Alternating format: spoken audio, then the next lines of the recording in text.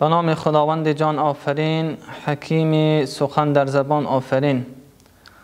و پیام و درود بر جناب پیامبر گرامی اسلام که رحمتی بر عالمیان است و به عرض سلام خدمت یکایک شما بینندگان عزیز و گرامی قدر.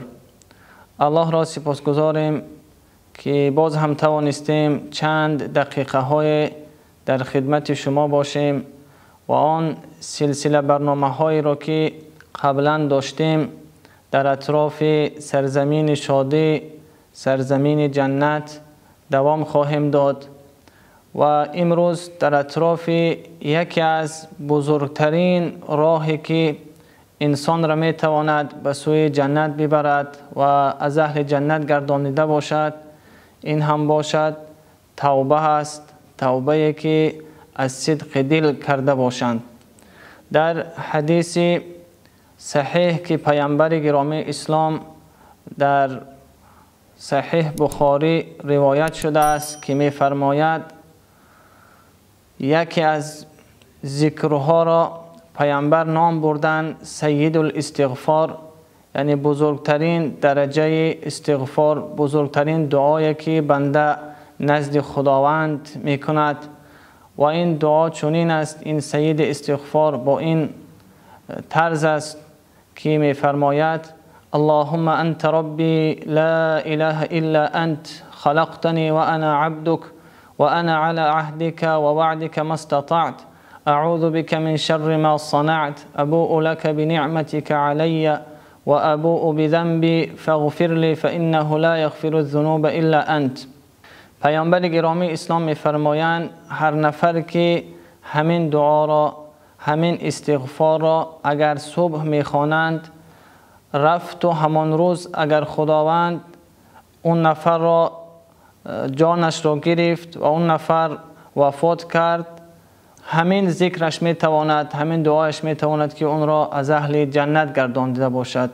و این چنین اگر نفر این را شام می‌خواند تا صبح اگر از دنیا رفت، به همین ذکر می تواند که داخل جنت گشته باشد. و یک اشاره دیگر اینجاست که انسان به این ذکرها، به این نعمتها می تواند داخل جنت شود در صورتی که از گناهان کبیره بری باشد، یعنی گناه کبیره از او رخ نداده باشد. و این معنای سید استغفار، این دعایی را که ما خواندیم چه معنا دارد که اینقدر پیامبر صلی الله علیه و سلم این را بزرگ شماریدند که انسان را می تواند راه جنت را برایش آسان کند. چون این معنا دارد که اللهم انت ربی، خدایا تو خدای من هستی، آفریدگار من هستی، لا اله الا انت، غیر تو خدای نیست.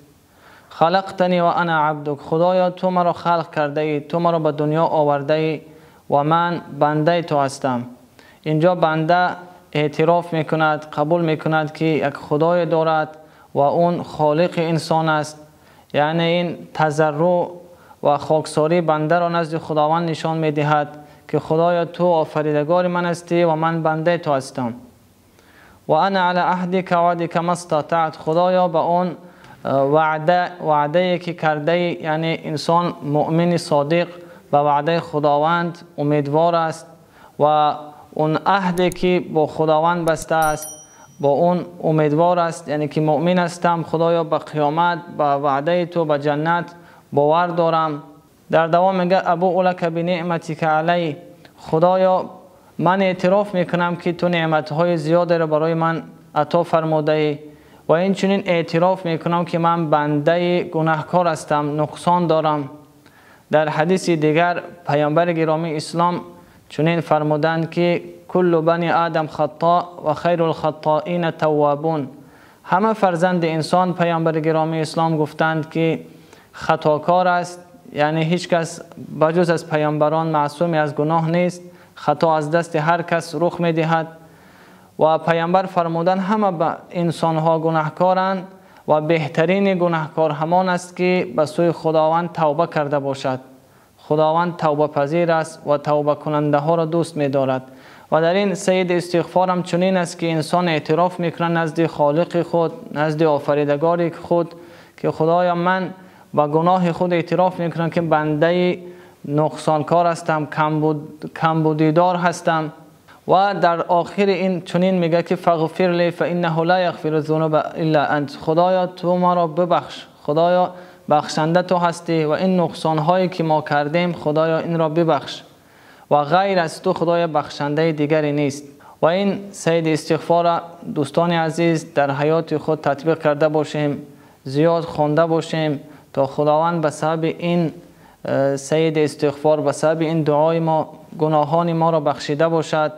و علما گفتند چرا این سید استغفار نام بردن؟ زیرا تمام حالتهای توبه در این دعا وجود دارد. هم بنده تضرع نزد خداوند میکند که خدایا تو خالق هستی و ما بندگان تو هستیم، همچنین نزد خداوند دعا میکنه که خداوند گناهان ما را بخشیده باش، بجز از تو بخشنده دیگری نیست.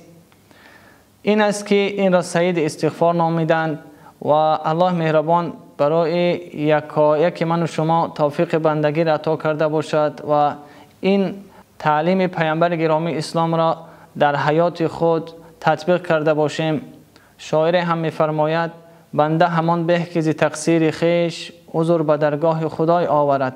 بنده بهترینش همین است که نزد خداوند همون از گناه خود توبه کند و قبول کرده باشد که اون این بنده هست و صاحب نقصان و کمبودی هست و الله مهربان کلگی من و شما را توفیق بندگی عنایت عطا فرموده باشد و به سبب این ذکرها توانسته باشیم که راه سعادت، راه جنت را یافته باشیم.